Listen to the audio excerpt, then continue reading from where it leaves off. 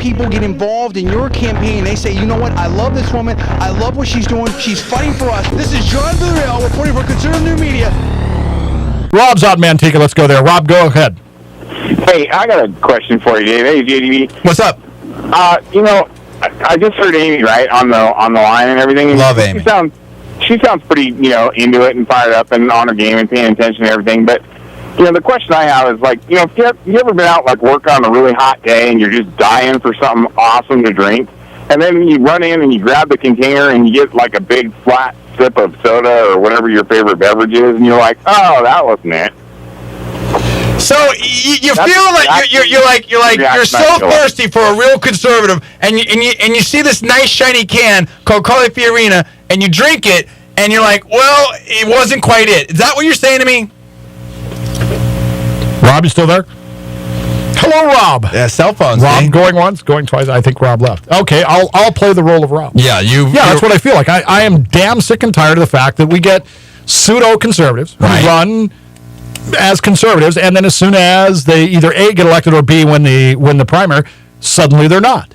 And I have some grave suspicions about people with way too much money running for. There is an appearance here of all of these offices, governor, senator, all these being bought right now. That's an issue as well, but that's a subject for another day. But let me ask you this. How do I know what I'm getting if I vote for Carly Fiorina? Well, look, you don't know what you're getting with any of these politicians. And most politicians, as a lot of people have said, are like actors with scripts, and they're all kind of full of blank, if you will, and whatnot. So it's just matters of degree. That doesn't mean there aren't great men and women up there. And I named 25, 26 people that I thought were great conservatives, both politicians and media figures and whatnot. And I forgot Victor Davis Hanson, who's also great here in the Central Valley, and we'll put him on as well. And I could do another 25, 26 of them. Look, here's my thing about Carly, and this is how I coached her up, and this is my strategy for her and everything when I'm talking to her and her husband and whatnot. She's not Chuck DeVore. Okay, so all you little Chucky fans out there, she's not Chuck DeVore, okay? And frankly, I think that is, in a lot of ways, good. Although I like Chuck a lot, and I like his family, and I like him all on position. So she's not going to be Chuck DeVore. And I don't think that Chuck DeVore could beat Barbara Boxer, even in a year like this. I'm sorry, I don't think that he could. But Carly Fiorina can. Carly Fiorina's winning, and Carly is very, very conservative. But look, contrast Carly. This is what I'm saying, though. Yeah. I'm not. But contrast Carly to Tom Campbell. Tom Campbell was the quote-unquote insider choice. Tom Campbell was the guy with the most name ID who was supposed to run away with it. And he didn't. And I like him a lot. He's a smart guy, but he's a moderate or a rhino or whatever you want to say. Now, Carly has been very conservative. Let's say that it's 80 or 90% conservative, and she can win, and she's cool, and she's not an insider. I'd say I'd throw a party for that, and I'd donate to her campaign and volunteer right now. That's just me, though. Yeah, and I'm not saying I'm not going to vote for her. What I'm saying at this point is I have not made up my mind in the senatorial race. You still have questions. That's fair enough. I have made up my mind in several other races that I'm involved with. I have not made up my mind in this one because I have not, quite frankly, for whatever reason, I didn't pay as much attention as other people did to the senatorial race. I just didn't because, as you said, I was going to pull for Chuck DeVore. It was pretty obvious from the word go that he wasn't going to win. Right. I didn't really look at the other two candidates. My concern has become, as I've watched other candidates in other races, buffalo people into believing that they are conservatives when they are clearly not. When you get them away from microphones, away from cameras, totally agree with you. Their positions are scary in the sense of conservatism. Well, so both you and me have been hammering the Republican Party in the CRP very, very hard the last couple of weeks, and we've been blasting the insiders and all that type of stuff. But I know we got to go to a call, but I'll say this. We'll leave it for later. My question to you would be simply, what do you want to hear and what do you want to see? What's going to make you fired up about Carly? What are the questions that you need to have answered to be comfortable with Carly Fiorina? Why do you want to be senator for the state of California? That's a great start. That's where I want to start, and I don't have that answer yet. Steve is out in Ripon. Let's go there. Steve, good afternoon. Hey, Dave. I just kind of wanted to toss this in, and I wish I felt stronger about any of the races, Senate or governor. Basically, what I'm thinking is that we may not know what we're going to get with Carly Fiorina, but we know we're not going to get Barbara Boxer. Well, amen to that. That's the typical argument. I mean, that's the same eBay Meg argument. We don't know what we're going to get with eBay Meg, but we know what we're going to get with Jerry.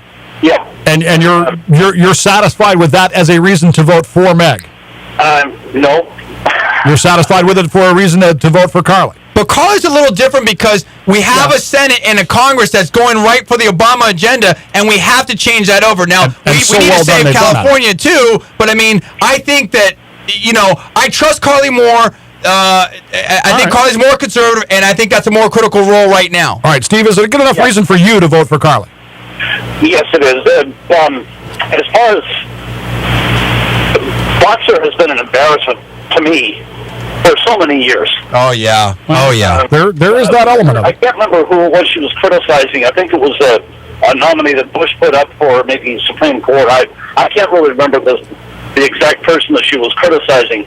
But when I heard her say that this person is outside the mainstream, I thought, what on earth does Barbara Boxer know about the mainstream? And at the same time, explain to me that Elena Kagan was mainstream. I'm up against the bottom of the hour, Steve. I got to run. I appreciate your call. Thanks for that. Rob, real quick, I tried to play your role, but I don't know if I did it or not, but I only got about 20 seconds. Go ahead. No, you did it good. And to follow up on what you were saying, that's exactly my point. JDB went through that whole circular logic, and he proved the exact point. All right. That's exactly the case that's going on there. And what I want to know about Carly Fiorina is she going to have DeVore's military experience to keep us safe? And we need somebody who can represent us and keep us safe. She doesn't have it. All right. Appreciate the call, Robin. I'll hit him with a brick during the break. But that's my new question for all politicians. Why do you want to be in office? And at this point, I don't have that answer from Carl. I don't have that answer from any politician at this point. And those that have given me that answer, their answer was scary, and that's part of the problem. It's 1:30. It's Afternoons Live. We have so many cool Republican conservative women now. Palin, Bachmann, Sharon Angle. I think she's going to win out there with Reed. There's some new breaking information on that. You want to talk about campaign managers, quote unquote, going rogue? His campaign manager went rogue and has all kinds of stuff going on with that. We've got at some point we're going to have to divide. Christine O'Donnell. Right. At some point we're going to have to ask this question. Now I don't want to do it today because it would take too long. At some point we're going to have to get your definition of the word cool. You're the woman. You're the conservative woman. That's what I'm saying. Are you going to vote for Carly Fiorina? Why are you going to vote for her, or why not? Are you still if you're not voting for her, what would it take to convince you of that? Now, I told you in my case, I want the answer to the question. Why do you want to be senator from the state of California? That's where it's got to start. And I know there's like 10 or 15% of the Republican electorate out there that are still Chuckies that are not fully on board with Carly. And I want to hear from them, and I want to convince them why they need to get on board with Carly Fiorina right now. Yeah, he's calling them Chuckies. I have no idea why. The Chuckies. Yeah. I don't consider myself a Chucky. He's a Chucky. Chucky wasn't that John Gruden was the Chucky guy? The Chuckies, yeah. Tell me why how does Carly meet my standards? In other words, the issues that matter to Dave, and I think everybody pretty much knows what those are now. How does Carly match those? Why does Carly, and I realize you're not Carly, but why do you think Carly wants to be the senator? No, I'll be Carly proxy right now, absolutely. Since I basically gave Carly the game plan anyway, how to win, and she's using it. And her team, I think, is excellent, and we did see, I think, the best Carly ever. So those guys are on all cylinders. I have nothing but respect for the pro team over there. Just fantastic. Okay, here's the deal. It's simple. As I said before when I was filling in for you, it's all about expected value. And I'm as hardcore conservative as anybody out there, but I'm also very practical. And I look at what we have on the table right now. And Barbara Boxer is the worst senator in the Senate right now, in my personal opinion. She's done more damage because, there may be this and that, whatever, but in terms of someone that is actually very, very partisan and very aggressive on policy and lockstep with Obama, that's Barbara Boxer. And I think that we have to do anything to stop her and anything to stop Obama. And Carly Fiorina is that person. Plus, with Carly, you know that she's nice. You know that she's cool. You know that she's down to earth. She talks to people. She's fun. She's engaging. She's a fighter. And I think that she's going to be right with us conservatives on probably 80 to 90% of the issues. And that's really, really great. In California.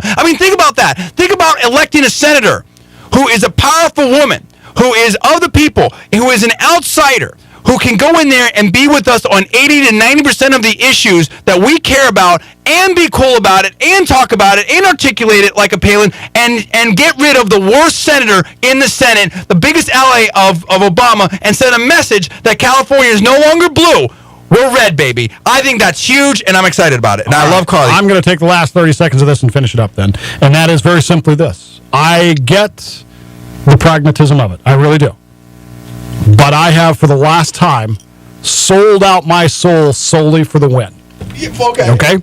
I'm not voting for somebody just because I think they can win. You want my vote, you're going to have to look me in the eye and answer the question, why do you want to be in that elected office? And trust me, I have asked some politicians that, and their answers frightened me and convinced me that they were not conservatives. I don't care what they tell you. When they answer that question, that's where the rubber meets the road. It's Afternoons Live.